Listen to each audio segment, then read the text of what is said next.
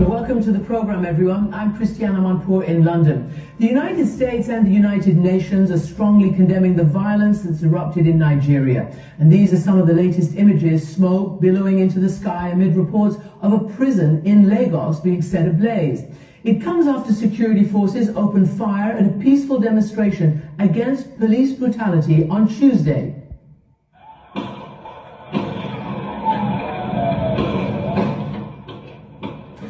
Witnesses and Amnesty International say at least 12 demonstrators were killed in Lagos, which is Africa's most populous city. And across the country, Amnesty says a total of 38 have been killed on Tuesday alone. But the Lagos state governor denies there were any deaths. This brutality in one of Africa's biggest cities comes amid a global uprising for justice and equal rights.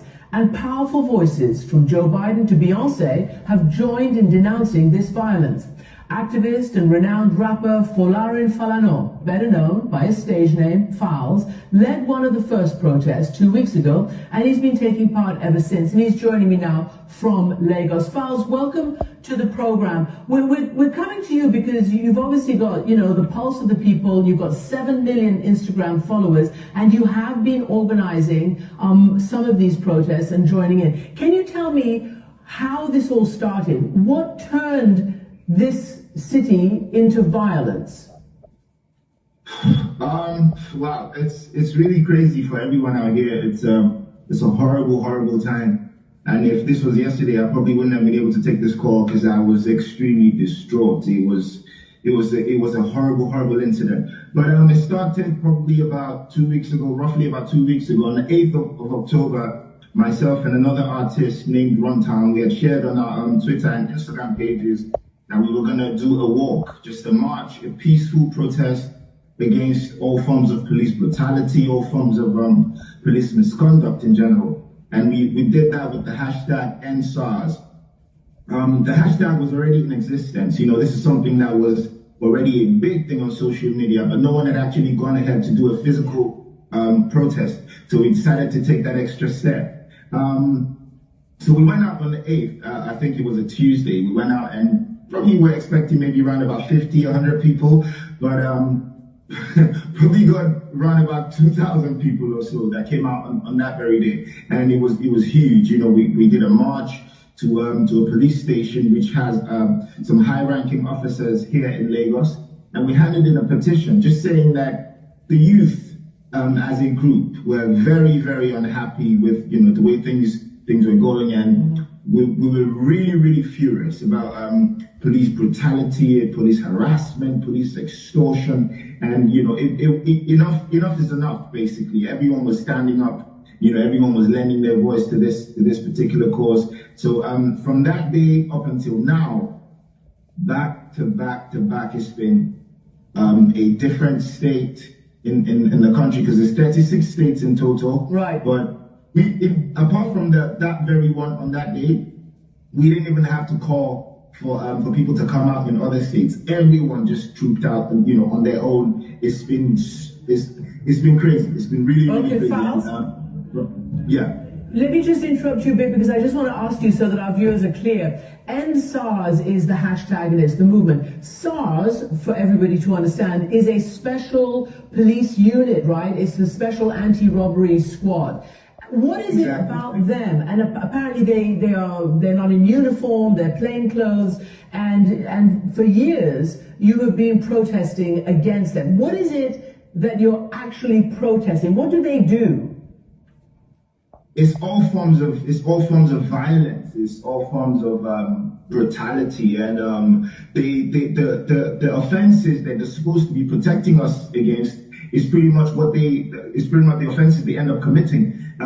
The SARS stands for State Anti-Robbery Squad, but they're committing the armed robbery, because we hear about numerous cases where they stop young people just because you look fresh, just because you look young and you look like you're making a lot of money. They'll stop you, they'll harass you, they'll go through your phone, and sometimes they search for messages from your bank, for example, so they can see your bank account balance. And when they do that, they drive you to an ATM, get you to withdraw money, and before they let you go, if they can't get money off you, they lock you up. We hear about several cases where they've locked people up and those people disappeared because they were eventually killed.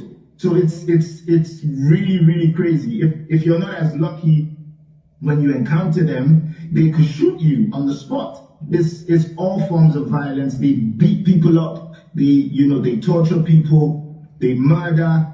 They commit armed robbery. It's everything. It's everything. And there have been so many cases. Let me just ask you a question. Let me ask you a question, because you're right. This has been going on since about 2017. Now, as you know, the state governor in Lagos has denied that there were any deaths, although despite video, despite Amnesty International and eyewitnesses, the Nigerian military, or at least a wing of it, the army has said it's fake news, and they don't believe it. But here's what your president has said, because to an extent he says that he's heard you, and these forces should have been off the street, he says. Can we just play a little bit from his speech?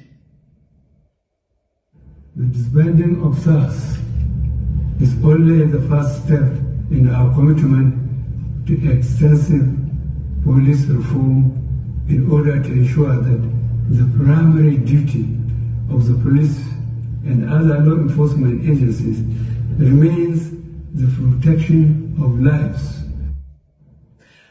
Falz, what do you make of that, and how much stock do you put in the pledges for police reform?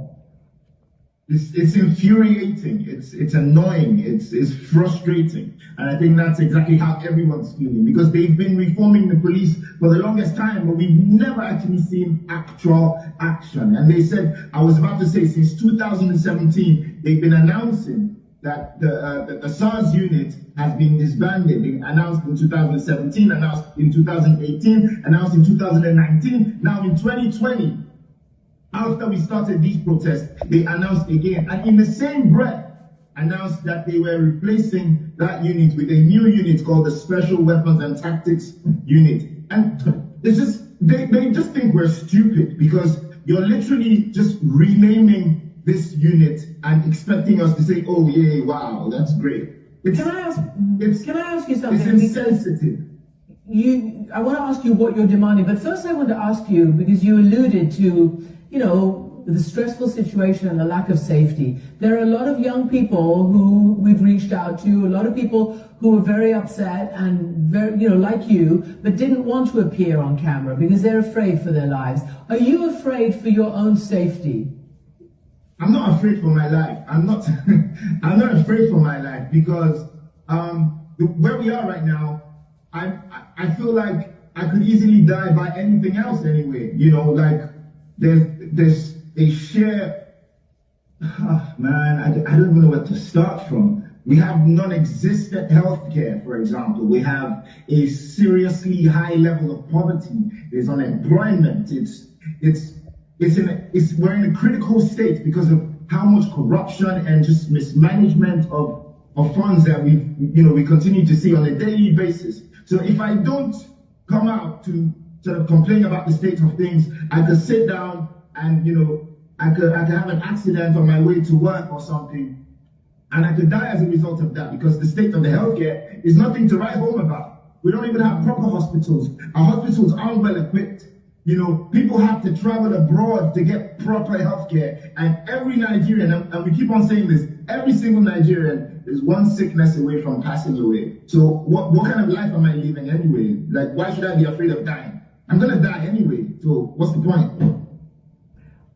Falz, let me ask you, because some of the things you're saying resonate quite strongly with what's happening in the United States, certainly the racial uprising for justice, and obviously the need for equal health care and the like. And it's playing very heavily into the presidential election right now.